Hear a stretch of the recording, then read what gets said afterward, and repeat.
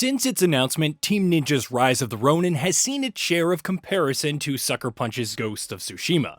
The Japanese settings, the samurai-esque protagonists, and combat may seem similar, but they're as different as can be. Rise of the Ronin launches on March 22nd exclusively for PS5. Here are 15 ways it differs from Ghosts of Tsushima.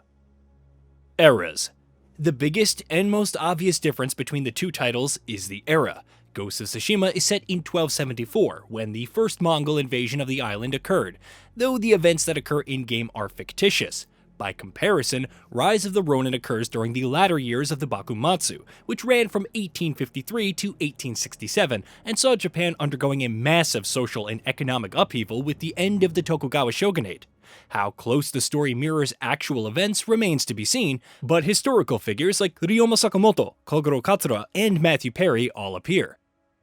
Locations. Another distinction with the setting is the types of locations that players can expect. Tsushima is a rural island with forts, estates, inns, and towns, but a good chunk is sprawling plains and wilderness. Rise of the Ronin covers three major cities, Edo, Kyoto, and Yokohama, alongside the surrounding countryside. However, these cities offer a more distinctive urban flair with their unique areas and districts.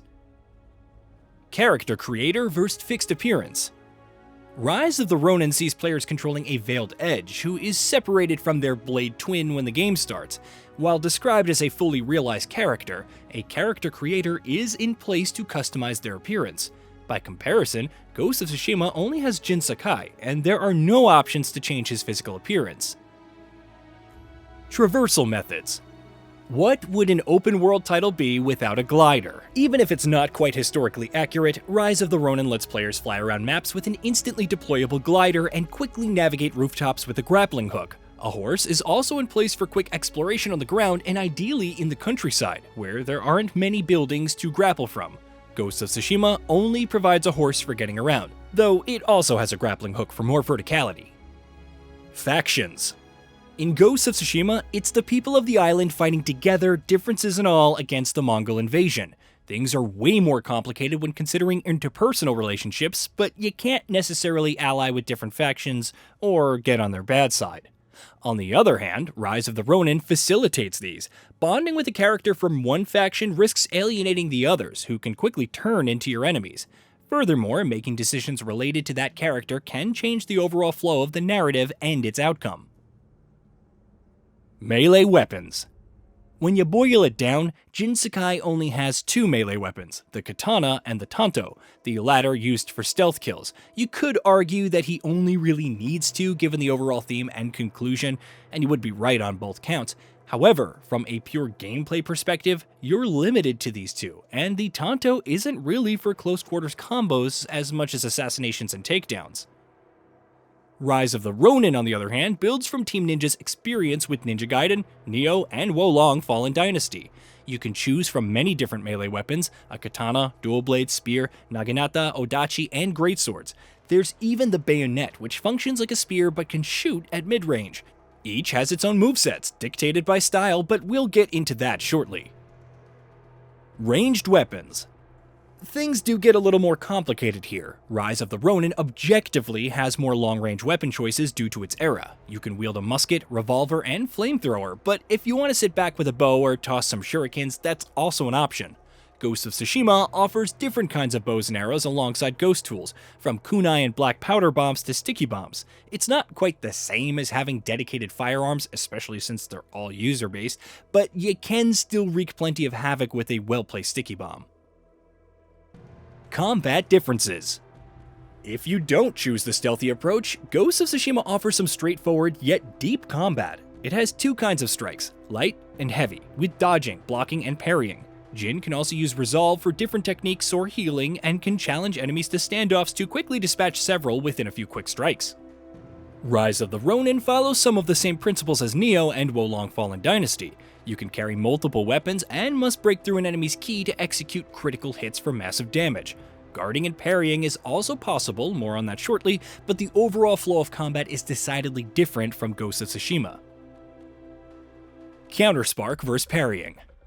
Parrying in Rise of the Ronin is referred to as Counter Spark. While you can parry enemy blows and open them up to attacks, it also deflects unblockable attacks and causes significant key damage to enemies. By contrast, Tsushima's parrying is just that, and won't work against unblockable attacks, though you have ghost tools to help.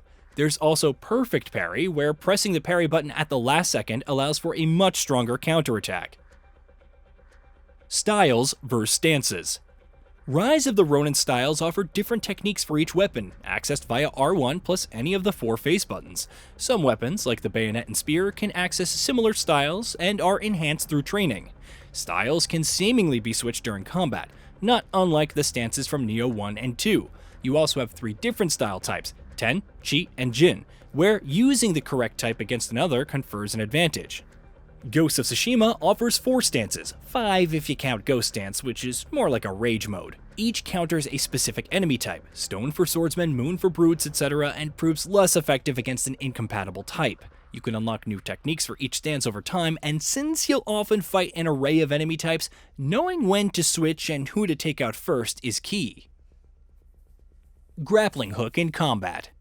If there's one advantage combat in Rise of the Ronin offers over Ghost of Tsushima, it's how the grappling hook is usable in combat. You can smack enemies with it, pull them closer, and even propel your character towards them.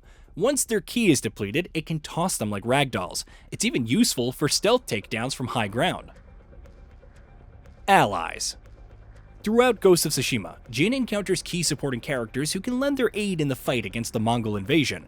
You must start with their respective quest chains, but some of them, like Yuna, are intertwined with the campaign from the very start. Rise of the Ronin lets you pick and choose the allies who accompany you, and they provide passive benefits, with the bond system adding stat increases depending on how close you are.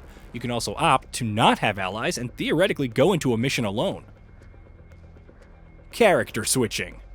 Perhaps one of the more intriguing features in Rise of the Ronin is switching to your allies during missions and accessing their weapons, skills, and styles. Considering how certain style types can exploit others, it's theoretically possible to bring along an ally who can shore up their weaknesses. Also, it's pretty cool to knock down an enemy and then swap to Sakamoto Ryoma for the finisher. Endings. Without getting into spoilers, Ghost of Tsushima only offers one canon ending, with some slight differences based on a pivotal choice that players can make. Rise of the Ronin promises multiple endings based on your decisions, which makes sense since you're supporting factions with different versions for Japan's future. How that plays out remains to be seen, and it's also unknown if a canon or best ending is achievable. Campaign Co-op. Rise of the Ronin features 4-player co-op for its story missions, and though we haven't seen the feature in action, it's hard not to think of Ghost of Tsushima Legends. The difference is that Legends offers unique story missions and activities separate from the campaign. It also offers a 2v2 PvP mode, while Rise of the Ronin is bereft of any competitive multiplayer. Hey, did you know that we at Gaming Bolt upload new videos every day? Stick around, drop a like, subscribe, and hit that bell, and let us know what kind of content you'd like to see in the future with a comment below.